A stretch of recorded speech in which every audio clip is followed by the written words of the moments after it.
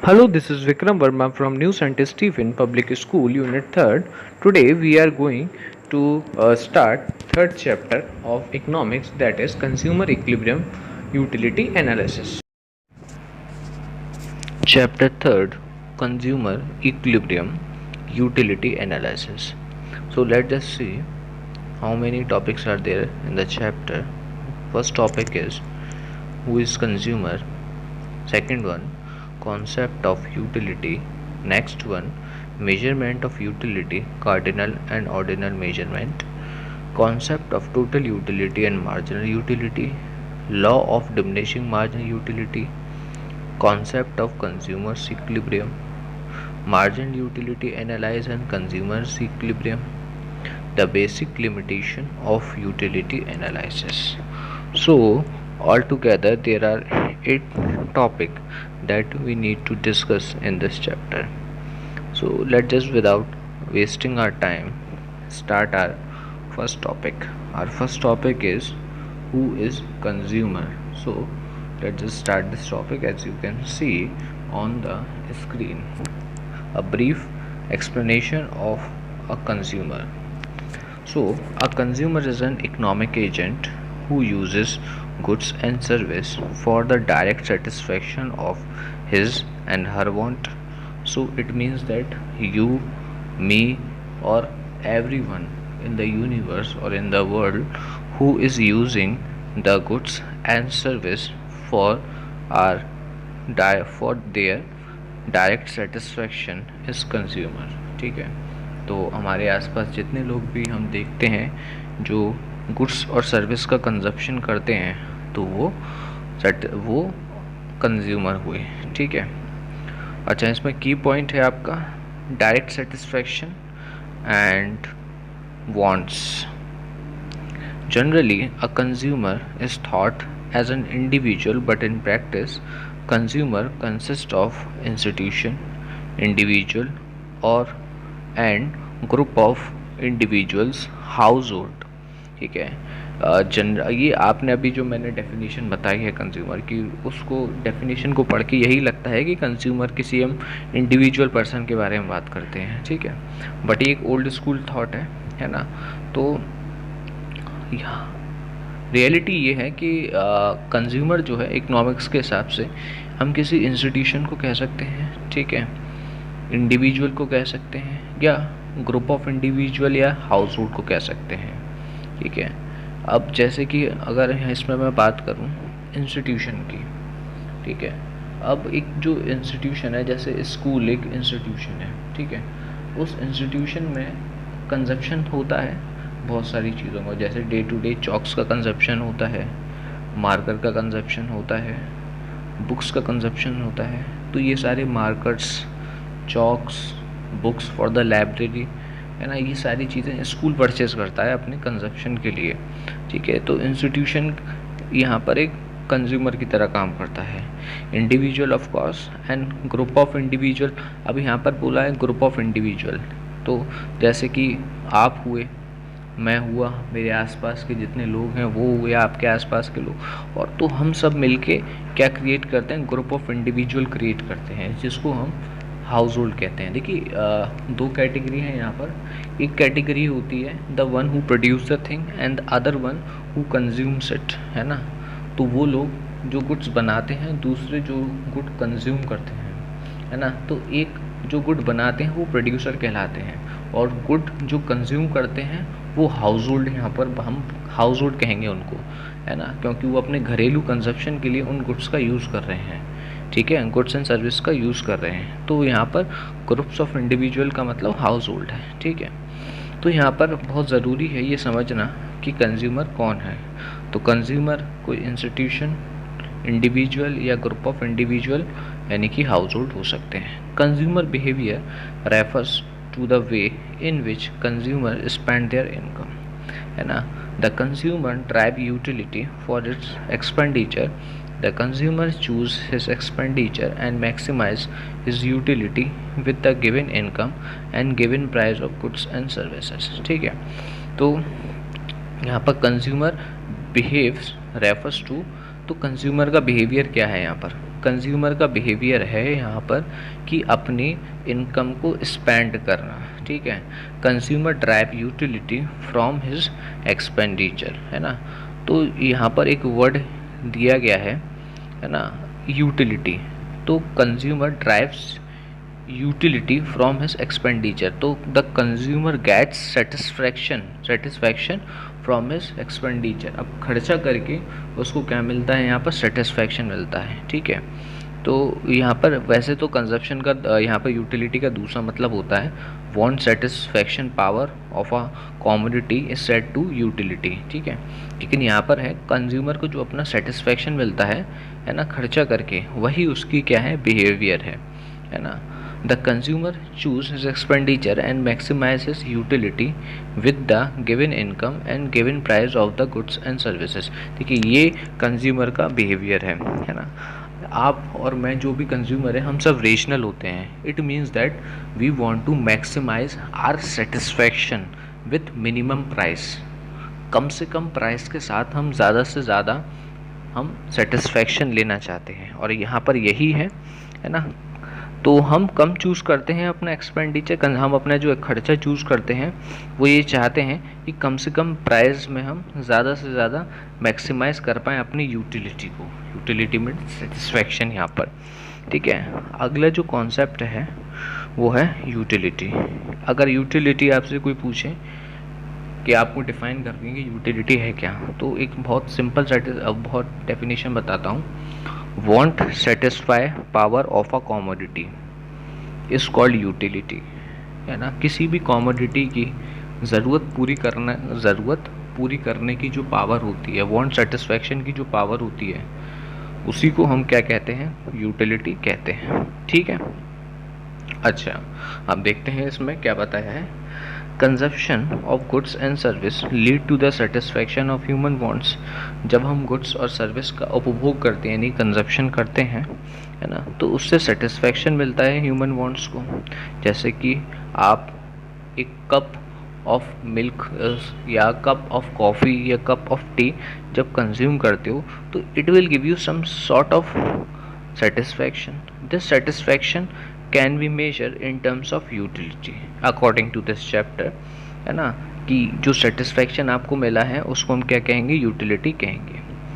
So when you consumed anything, है ना, you will have some satisfaction. That satisfaction is known as utility, as simple as that. Thus utility may be defined as the satisfaction derived from the consumption of a commodity. तो satisfaction का क्या मतलब है यहाँ पर? वो जो हमें किसी कॉमोडिटी के कंजप्शन पर मिलता है, ठीक है। तो want satisfy power of a commodity is known as the utility, ठीक है। अब मैंने आपसे थोड़ी देर पहले कहा था कि according to this chapter we can measure the want satisfying power. It means that when you consume coffee, है ना, it will give you some sort of satisfaction. How can you measure the satisfaction? Okay, so that is the concept of measurement of utility, कि हम utility को measure करेंगे, है ना। Can we measure utility in terms of some unit? तो यहाँ पर जो यूटिलिटी को मेजरमेंट की बात चल रही है, तो क्वेश्चन यही अराइज किया गया है कि हम उसको कुछ यूनिट्स में मेजरमेंट कर सकते हैं। Two great economist Alfred Marshall और J.R. Hicks have different opinion, है ना। इस पे हमारे ओपिनियन अलग अलग होते हैं। अगर मुझसे आप पर्सनल ओपिनियन पूछो तो I can not measure the utility of any commodity, है ना, but I can rank it कि this commodity will give me more satisfaction than the other one. तो I can best rank the commodity but I can not measure the commodity. For example, a cup of tea will give me more satisfaction than the cup of coffee, but I cannot measure how much amount of utility cup of tea give me or how much amount of utility a cup of coffee give me, है ना। So I can best, if you take my opinion, I can best rank the utility.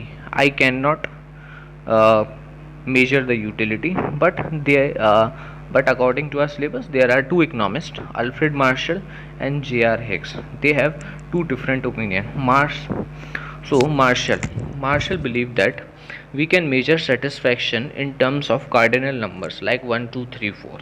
The standard unit used by Marshall to measure the utility is called utils.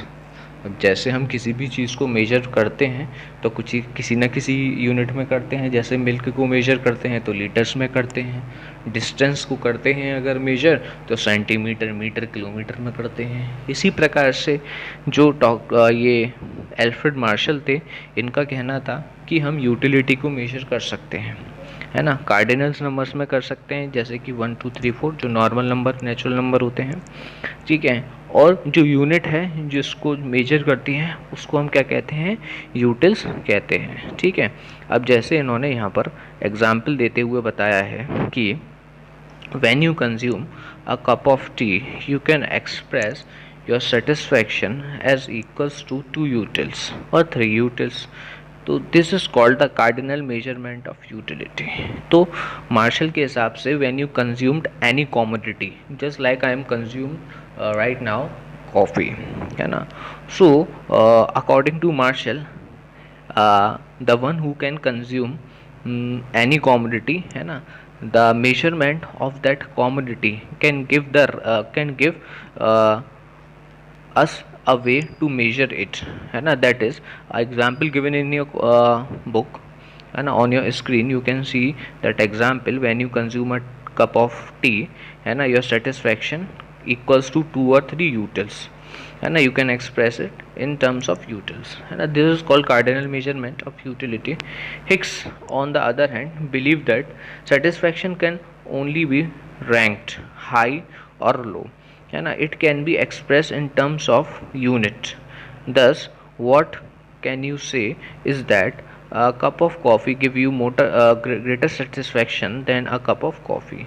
You cannot say that a cup of tea give you 3 unit of utility and a cup of coffee give you 2 units of utility. this is called ordinal measurement of utility. तो यहाँ पर professor Hicks का भी यही कहना था, जो मेरा बिलीफ था, कि जो हमारा सेटिस्फैक्शन लेवल है किसी भी कॉमोडिटी को कंज्यूम करने के बाद, हम सिर्फ उसको रैंक कर सकते हैं, दैट इज़ हाई और लो, ठीक है. जैसे कि when we compare coffee with tea, है ना, तो वी कैन कंपेयर इट.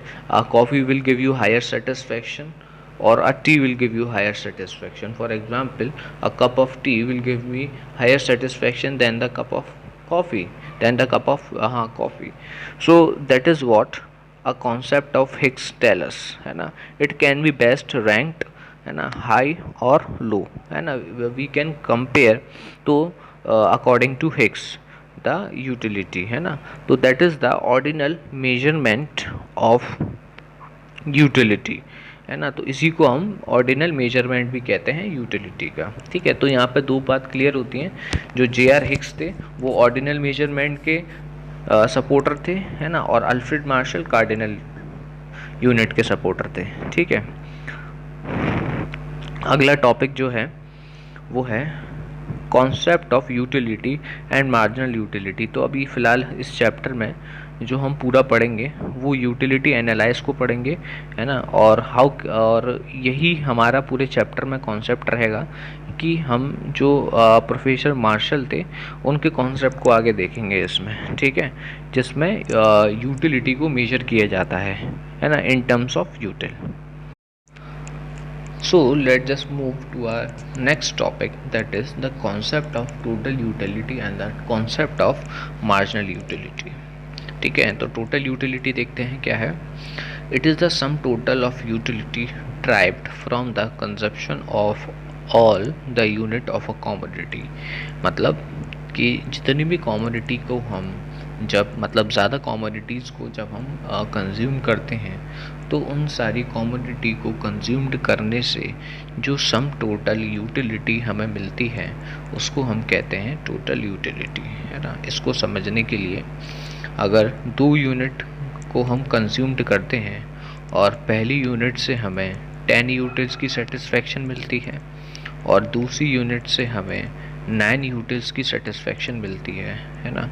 तो टोटल यूटिलिटी जो हमें यहाँ पर मिली वो 10 + 9 दैट इज़ 19 यूटिल्स की यूटिलिटी मिली। ठीक है, जैसे कि इसको और हम समझते हैं। For example, you have consumed 3 oranges, orange first, orange second and orange third, है ना। Orange first will give you more satisfaction, second orange will give you some less amount of satisfaction, and third one will give you the least satisfaction, है ना।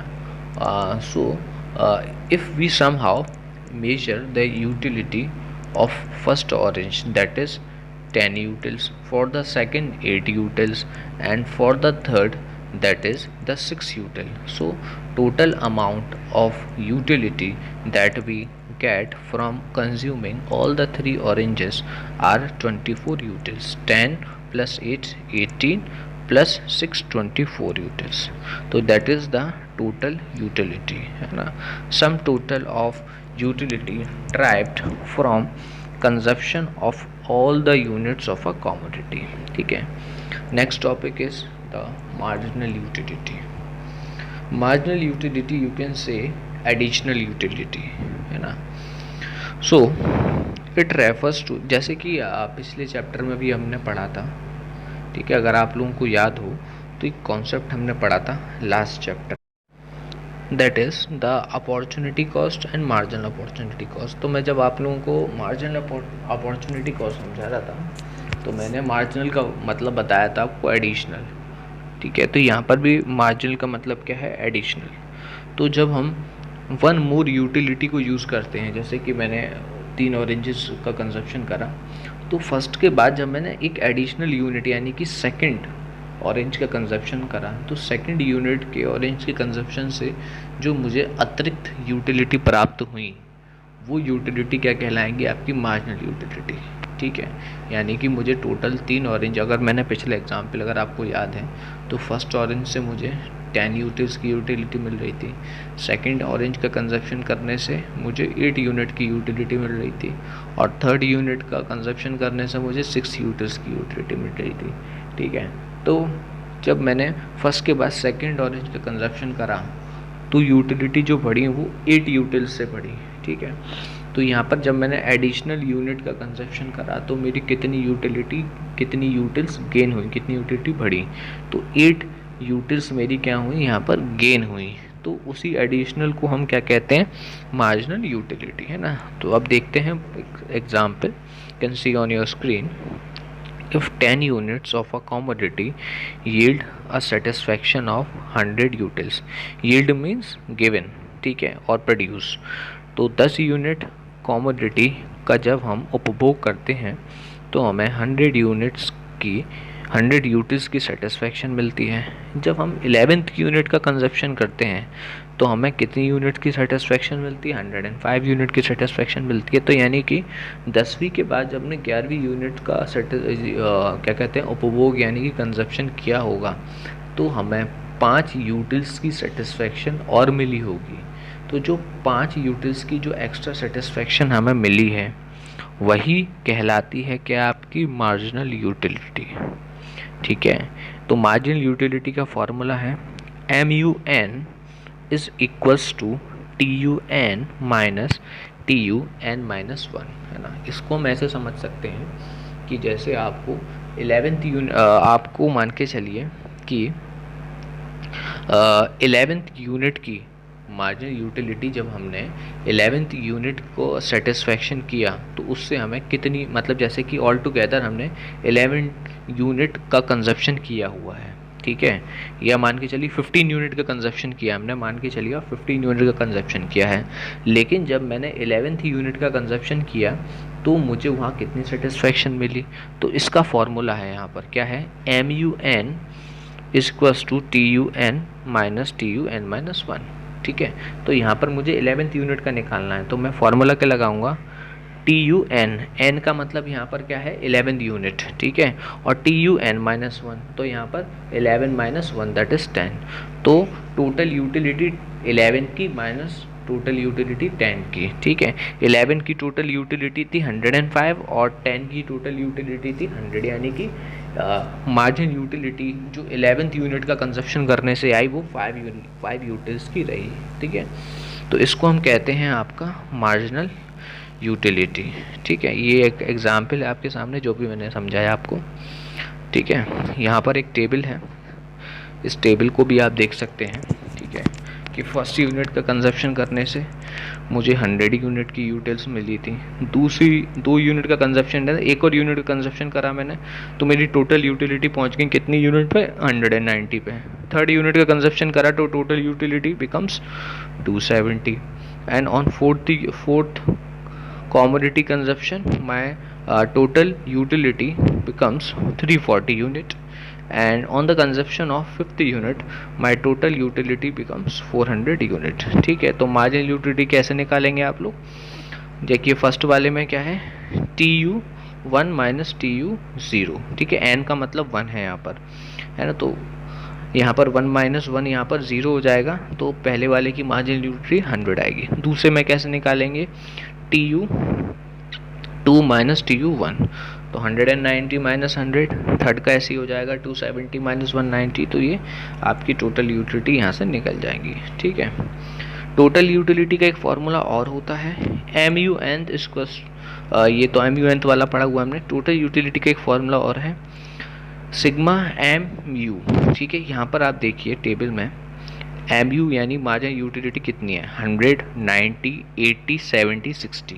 ये 100, 90, 80, 70, 60 को अगर आप plus कर देंगे तो टोटल यूटिलिटी कितनी आ जाएगी, 400। और आप देखेंगे इस टेबल में कि 5 यूनिट का कंजप्शन करने के बाद टोटल यूनिट, यहाँ total unit of total utility जो है यहाँ पर वो 400 यूनिट्स की ही है। तो ये एक दूसरा फॉर्मूला है अगर आपको टोटल यूटिलिटी निकालनी हो, किससे, मार्जिनल यूटिलिटी से, ठीक है। अच्छा, अब हम यहाँ पर बात कर रहे हैं कर्व की, टोटल यूटिलिटी का कर्व और मार्जिनल यूटिलिटी का कर्व, ठीक है। तो सबसे पहले जो टोटल यूटिलिटी का कर्व है वो अपवर्ड कर्व है, ठीक है। अपवर्ड कर्व मतलब ऊपर बढ़ता हुआ कर्व है, ठीक है। कैसे आप देख सकते हैं, पहले 100 हुआ, फिर 190 हुआ, 270 हुआ, तो ये इंक्रीज हो रहा है, तो यहाँ पे ये बढ़ता हुआ कर्व है, यहाँ पे देखिए ऊपर की तरफ जा रहा है, ये अपवर्ड कर्व है। दूसरी तरफ अगर आप इसको ध्यान से देखेंगे MU को, तो मार्जिनल यूटिलिटी पहले 100 थी, फिर 90 हुई, फिर 80 हुई, फिर 70 हुई, 60 हुई, तो यानी ये डिक्रीजिंग है, यानी कम हो रहा है।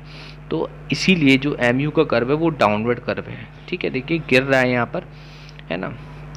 तो इसी प्रकार से हम यहाँ पर TU और MU का कर्व बना सकते हैं। इसका कर्व बनाना बहुत आसान है, मैं बताता हूँ आपको।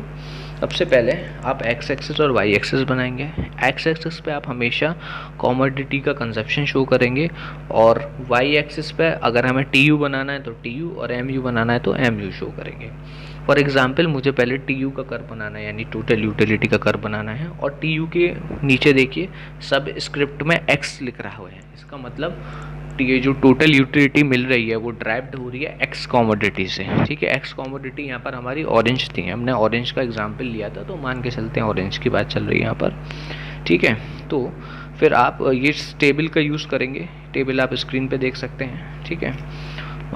एक यूनिट का कंजप्शन में टोटल यूटिलिटी की आती है 100, तो यहाँ पर आप पॉइंट बना देंगे। फिर 2 यूनिट पे कितनी है, 190। तो इसी प्रकार से आप जब ग्राफ प्लॉट करेंगे तो अपवर्ड ग्राफ जाएगा आपका टोटल यूटिलिटी का, है ना, ऊपर की तरफ जा रहा होगा ग्राफ। इसी प्रकार से आपको मार्जिनल यूटिलिटी का भी ग्राफ बनाना है, तो वो देखेंगे आप जब उसका ग्राफ आप क्या कहते हैं ड्रॉ करेंगे, ठीक है।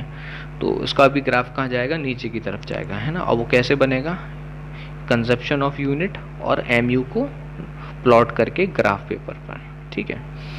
सो अभी हमने क्या पढ़ा, concept of total utility, marginal utility, the table and the graph, है ना। टेबल पढ़ा हमने और उनका ग्राफ पढ़ा, ठीक है।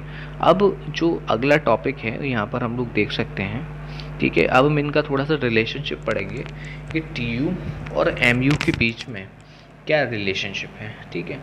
To understand the relationship between the total utility and marginal utility more carefully, है ना, let just see the table, है ना। एक टेबल बनाया हमने जिसमें क्वांटिटी यानी कि यूनिट्स और टोटल यूटिलिटी गिवन थी, मतलब मैंने पहले कॉमोडिटी की 0 यूनिट का कंजप्शन करा, फिर 1 यूनिट का, फिर 2 यूनिट का, फिर 3 यूनिट का, तो ऐसे मैंने एडिशनल यूनिट का कंजप्शन करता गया, तो उससे मुझे टोटल यूटिलिटी मिली और मार्जिन यूटिलिटी हम फार्मूला के यूज़ करके निकाल लेंगे। ठीक है, अब इस टोटल यूटिलिटी के आधार पर मैंने ये ग्राफ पर प्लॉट किया है ना टोटल यूटिलिटी।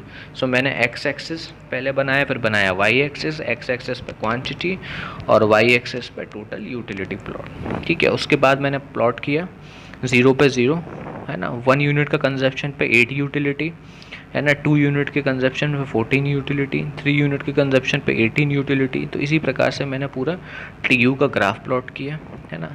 सेम मैंने यूज़ किया यहाँ पर मार्जिनल यूटिलिटी को प्लॉट करने के लिए ग्राफ। ठीक है, इसमें मैंने पहले एक्स एक्सिस देखा, फिर वाई एक्सिस देखा। एक्स एक्सिस पर मैंने क्वांटिटी बनाया और वाई एक्सिस पर मैंने मार्जिनल यूटिलिटी बनाया। ठीक है, तो यहाँ पर अब हम कंपैरिजन कर रहे हैं दोनों ग्राफ का। दोनों ग्राफ मैंने यहाँ पर प्लॉट कर लिए, टोटल यूटिलिटी का भी ग्राफ और मार्जिनल यूटिलिटी का भी ग्राफ है ना। अब यहाँ पर हम दोनों को कंपैरिजन करके इनका रिलेशनशिप फाइंड आउट करते हैं कि क्या रिलेशनशिप है टोटल यूटिलिटी के ग्राफ में और मार्जिनल यूटिलिटी के ग्राफ में।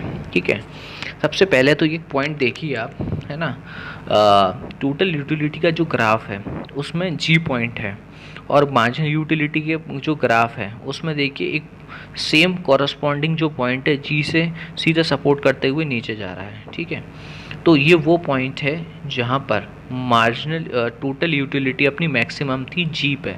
यानी कि अगर आप टेबल में देखेंगे तो 5th यूनिट पर जो टोटल यूटिलिटी थी वो सबसे हाई थी 20 और उसी पर मार्जिनल यूटिलिटी कितनी थी 0। तो इसको हम कर्व में देख सकते हैं कि जो टोटल यूटिलिटी है हमारी वो हाई है कहाँ पर, जी पॉइंट पर। ठीक है, और सेम कॉरस्पॉन्डिंग नीचे जाएंगे उसी के ही सेम हम है ना एक्स एक्सिस से होते हुए, तो देखेंगे कि मार्जिनल यूटिलिटी वहाँ पर हमारी 0 हो गई।